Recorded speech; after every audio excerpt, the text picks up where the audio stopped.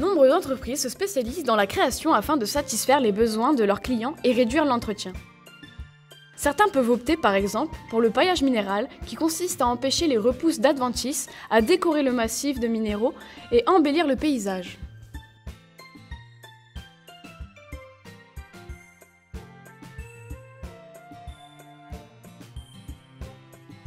L'élagage est une pratique visant à retirer des branches d'un arbre.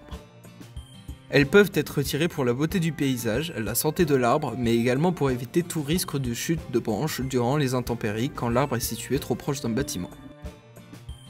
Les entreprises du paysage recherchent de plus en plus d'élagueurs. Pour cause, cette activité demande beaucoup de compétences pratiques. Une très bonne utilisation des EPI, équipements de protection individuelle, est requise. Le port d'un pantalon anti-coupure, de chaussures de sécurité et d'un casque de protection est obligatoire.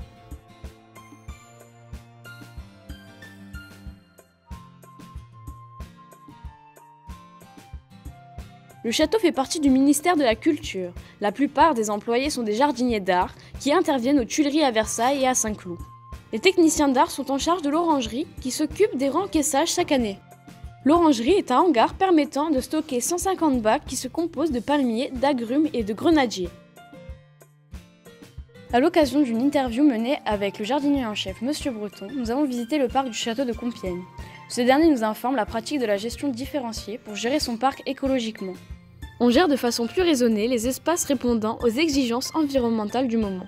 Interdiction d'utiliser les produits phytosanitaires. Ainsi, on accorde plus d'attention aux espaces fréquentés qu'aux espaces isolés.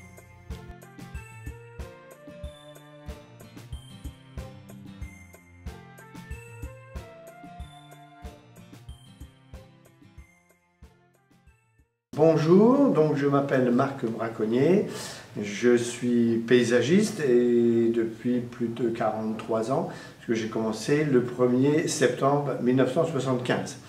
Donc un petit peu d'expérience, toujours dans le domaine du paysage, voilà, donc avec toute l'évolution du métier, puisque le métier, moi quand j'ai commencé, moi j'avais 18 ans, et c'était très manuel.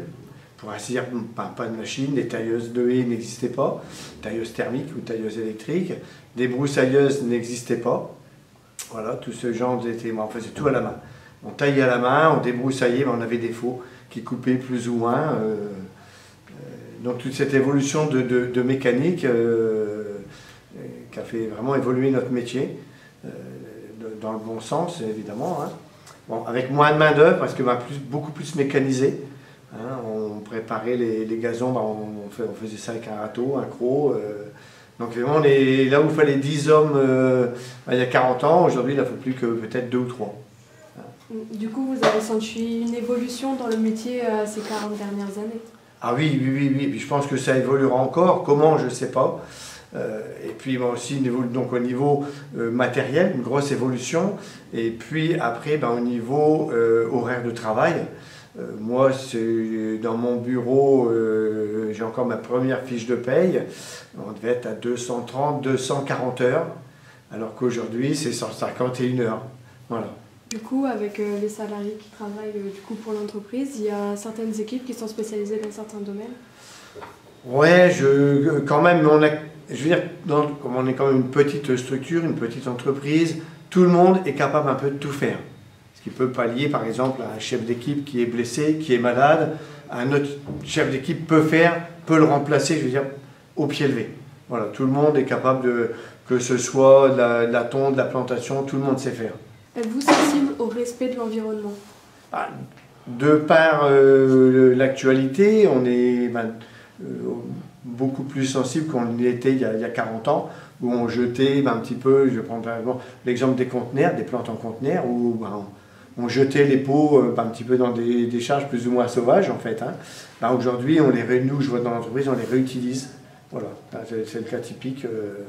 Et puis après, au niveau des machines, où on était 100% thermique, on commence maintenant, je sais pas, sur une proportion, on commence seulement de 30% sur de l'électrique à batterie.